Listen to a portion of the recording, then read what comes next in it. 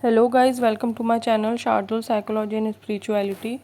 तो दोस्तों, आज हम इंटर्नशिप या प्रशिक्षण रिपोर्ट को कैसे बनाना है, लिखना है, स्टेप बाय स्टेप देखेंगे। ठीक है। सबसे पहले हम लिखते हैं विषय। हमारा विषय क्या था? तो परामर्श और केस हैंडलिंग कौशल, ये हमारा विषय है।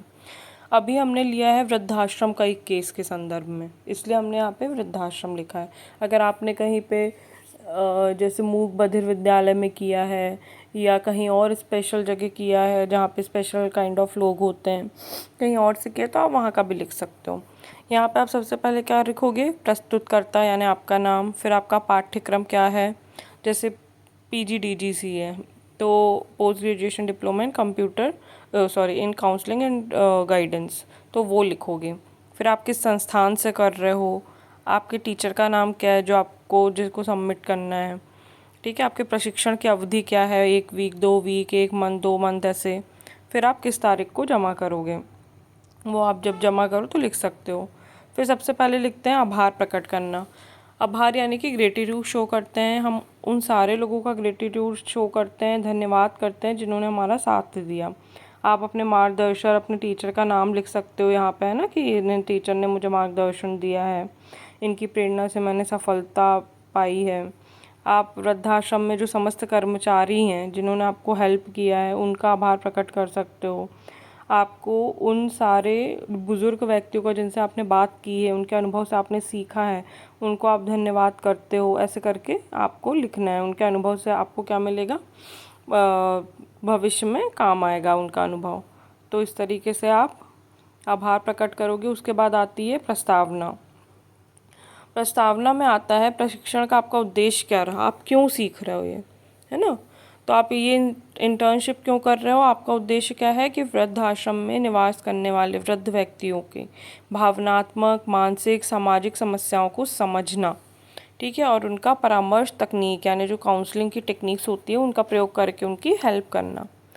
आपका प्रशिक्षण स्थल क्या रहा, तो आपके वृद्धाश्रम कर रहे हो तो वृद्धाश्रम का नाम, किस स्थान में है, वो कौन से ज़िले में है ना, सुविधा संपन्न वृद्धाश्रम, ऐसे करके आप लिखोगे।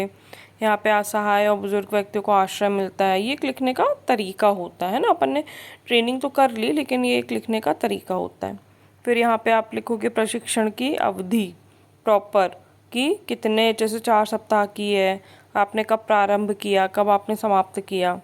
फिर यहाँ पे आएगा प्रशिक्षण के उद्देश्य क्या रहे, जैसे वृद्ध व्यक्ति की भावनात्मक और मानसिक आवश्यकताओं को समझना, पहला उद्देश्य हो गया आपका। फिर परामर्श की मूलभूत तकनीकों का अभ्यास करना, वास्तविक मामले को सहानुभूति के साथ संभालना, है ना, जो रियल टाइम में चीज़ें घटती हैं उनको, केवल ऐसा नहीं कि किताबी ज्ञान पा के आप करने लग जाओगे, है ना। फिर चौथा है केस दस्तावेजीकरण करना, नैतिक आचरण को सीखना।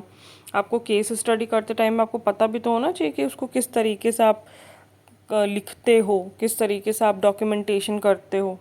फिर आता है वृद्धाश्रम में आने वाली समस्याओं के समाधान को खोजना। तो ये सब क्या आ गए, आपके प्रशिक्षण के उद्देश्य आ गए। उसके बाद हम देखेंगे सैद्धांतिक पृष्ठभूमि। अभी सैद्धांतिक पृष्ठभूमि क्या है, वृद्धों के साथ आपने परामर्श किया। यहाँ पे क्या आएगा, वृद्धाश्रम एक संक्रमण काल होता है जिसमें व्यक्तियों को अकेलापन, बेरोजगारी, मतलब उनको आपने जैसा जैसा उन्होंने महसूस किया, जैसे जैसा आपने ऑब्जर्व किया कि उनको कैसा लगता है, वो सब आप यहाँ पे लिखोगे, है ना। कभी कभी उनको ऐसा लगता है कि हमारी मतलब एंजाइटी है, डिप्रेशन है, स्वास्थ्य की उनको समस्याएं आ जाती है। ठीक है। तो ये सारी चीज़ें। फिर आम मनोवैज्ञानिक समस्याएं आपको कौन सी लगी, क्या क्या है ना। आपने 2-3 लोगों पे किया, तो अवसाद यानी डिप्रेशन, चिंता रहती है उनको, सामाजिक अलगाव हो जाता है उनको, ऐसा अकेला अकेलापन लगता है, वो दुख और शोक में डूबे रहते हैं क्योंकि उनके परिवार ने उनको वृद्धाश्रम छोड़ देते हैं। तो ऑब्वियस सी बात, अपनों से दूर रहकर वो निराशा की भावना, दुख का अनुभव करते हैं।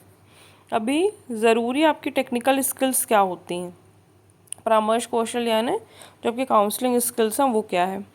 तो पहला तो है सहानुभूति से सुनना। सबसे पहला सहानुभूति सुनना यानी एम्पैथिक लिसनिंग, ध्यान से सुनो उनकी बातें, उनके प्रति सहानुभूति रखो, धैर्य रखो, पेशेंस के साथ सुनना है, निष्पक्ष दृष्टिकोण रखना है, जज नहीं करना है।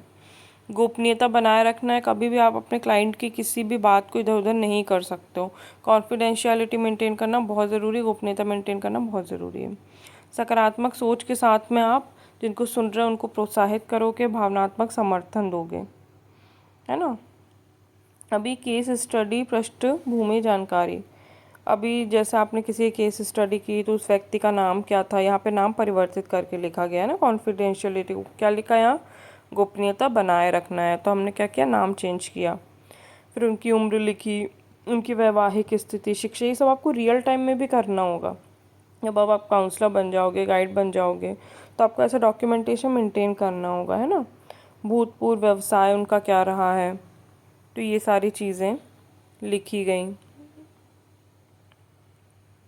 उसके बाद में देखा जाए तो स्थिति मतलब किसने छोड़ दिया, उनके बेटे ने वृद्धाश्रम में छोड़ दिया, किसने छोड़ दिया, उनकी प्रमुख समस्याएं क्या है, जैसे अकेलापन, नींद ना आना, भूख की कमी, निराशा, बात में रो पड़ना, ये सब आपने ऑब्जर्व किया कि उनकी मेन समस्याएं हैं। प्रारंभिक अवलोकन, आपने शुरुआत में क्या ऑब्जर्व किया कि सामाजिक गतिविधियों से वो दूर रहती हैं, किसी से ज़्यादा बात नहीं करती हैं, और अतीत में हुए जो उनको त्याग दिया गया उससे वो भावनात्मक रूप से आहत है ना।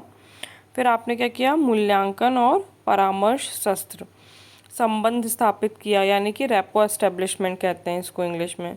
मतलब आपने पहले उनके साथ में एक ट्रस्ट बिल्ट किया, एक विश्वास बनाया कि ताकि वो आपके साथ विश्वास करें, आपके साथ अपनी बातों को रख सके आपके सामने।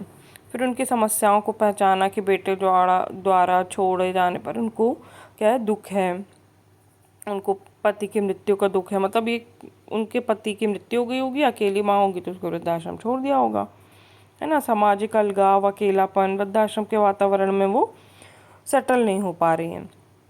फिर आपने क्या किया, परामर्श तकनीकों का प्रयोग किया, यानी काउंसलिंग की तकनीकों का प्रयोग किया, समर्थनात्मक परामर्श दिया आपने, उनको सपोर्ट किया, है ना। आपने उनका स्मृति उपचार किया, आपने उनका संरचनात्मक पुनर्रचना की और सक्रिय भागीदारी की।